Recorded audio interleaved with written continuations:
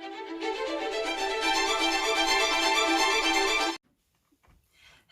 and welcome back to Tea in the Deep Blue Sea with me, Victoria. Thank you very much for joining me on a very exciting video. So today I'm going to be setting up my coral sea dragons tank.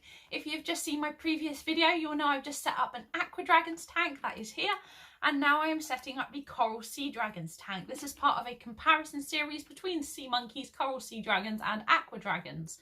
So I hope you will stick with me for the series and we will see these tanks together, see how they grow and see what happens and see them hatching and everything like that.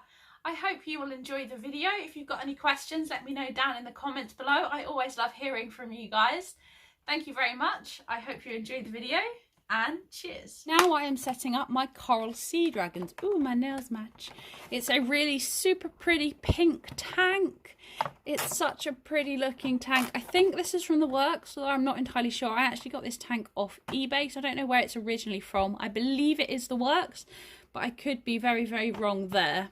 If I do find out, I will post a link down in the description. So let's go ahead and open this. The packaging is super pretty and I love that it is pink. So let's get rid of that. So this is the tank. Look at that. That is gorgeous. This is magical. So it says it includes the coral reef tank, the feeding spoon, 3 pouches and also the instructions. Let's go ahead and take off the lid. So inside, and this is our tank. We have the coral water purifier. We have the instant live dragon eggs and the dragon food. So this is more similar to sea monkeys in the fact that there is a water purifier and then also an instant eggs packet, whereas aqua dragons, the purifier and the eggs are mixed in one packet. We have our feeding spoon, which has got like a little shovel end and just a dot on the other end. So I believe that is for the food.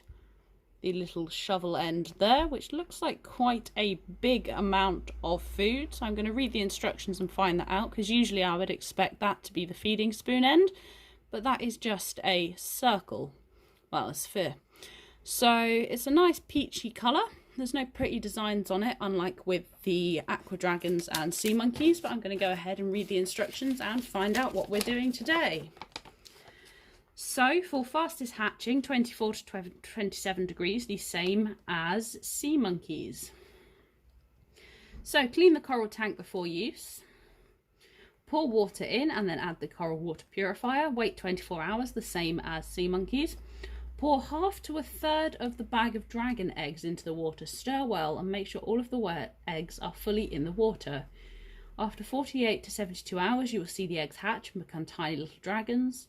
After 5 days, sprinkle a very small amount of dragon food into the water. Be careful not to overfeed them. Only start to feed them once they've hatched, then feed every 5 to 7 days after this. So the feeding is the same as sea monkeys, unlike with aqua dragons, which get fed more often. So that is not for feeding, that is just for stirring the tank to aerate it. So it doesn't say what to do with the extra eggs. It says to maintain a stable room temperature for 2 weeks. It doesn't say what happens after the 2 weeks, but I presume the temperature is just for hatching in this case, rather than keeping them constantly at the temperature. But they will be kept at a constant temperature like with my other tanks anyway. So that is all the instructions really say. So there's not a great deal of information on them. Don't really know what to do with the rest of the eggs either.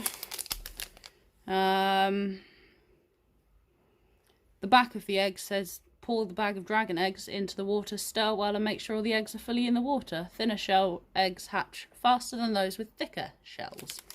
So we will see. So what I'm going to do is fill this up with water. It doesn't say what type of water, but there is a picture of a bottle, so I'm going to go ahead and use bottled water. There isn't a fill line or anything on there.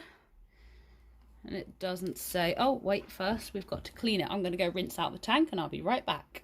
I have rinsed out the tank with warm water. Make sure you don't use any soap or anything when rinsing out tanks, because that can be harmful to your sea monkeys, aqua dragons, coral dragons, whatever they are, it can be harmful to them. So I'm going to go ahead and fill it up with bottled water.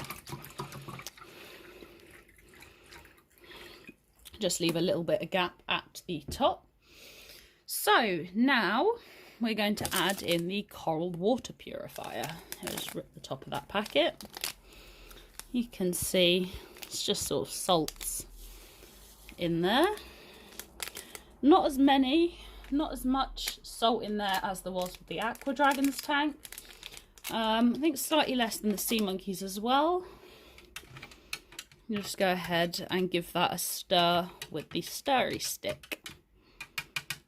And then we're going to pop on the lid. So we do have some air holes in there, some nice little pretty decorations at the bottom, plus it's a really great pink colour. So I've now got to wait 24 hours before adding the instant live eggs. So I'm going to go ahead and move this to my heating mat.